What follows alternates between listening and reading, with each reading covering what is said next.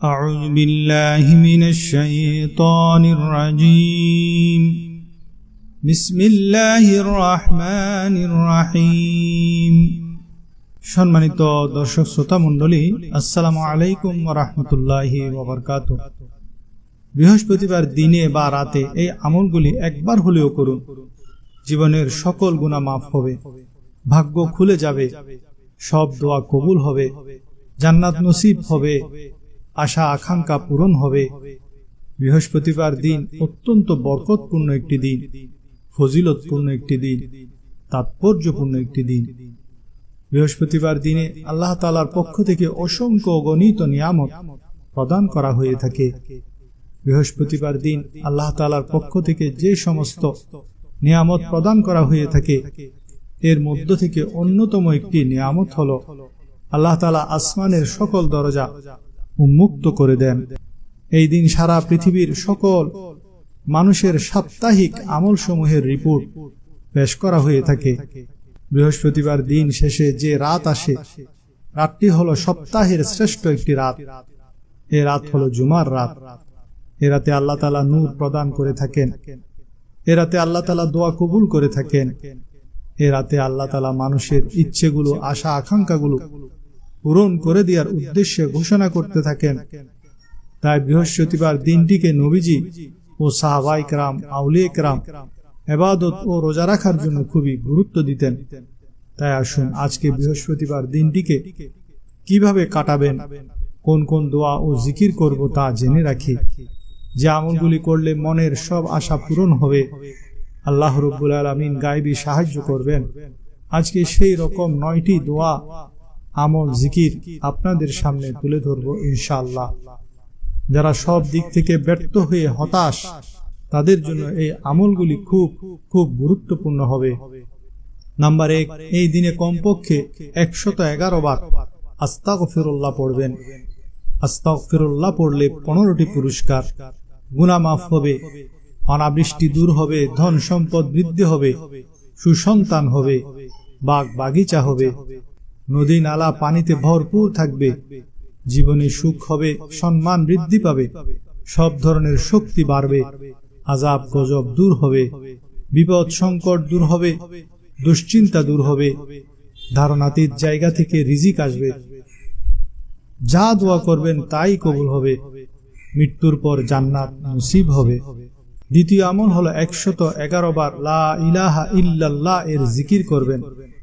মুস্তাদরাকে হাকিমের হাদিস, একদিন হযরত মুসা আলাইহিস সালাম বলেন, হে আল্লাহ, আমাকে একটি স্পেশাল জিকির শিখিয়ে দিন।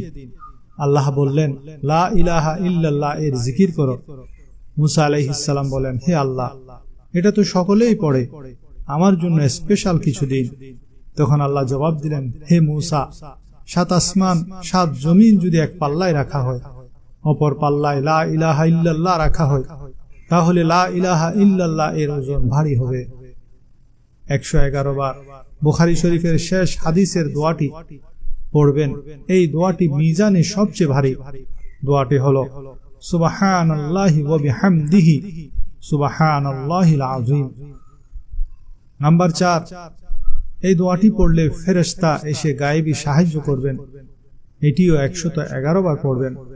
হযরত যায়েদ বিন আস রাদিয়াল্লাহু তাআলা আনহু বলেন, এক ডাকাত আমার সবকিছু ছিনিয়ে নিয়ে আমাকে হত্যা করতে চাইলে আমি ইয়া আরহামুর রাহিমিন এই বলে আল্লাহর সাহায্য প্রার্থনা করলাম।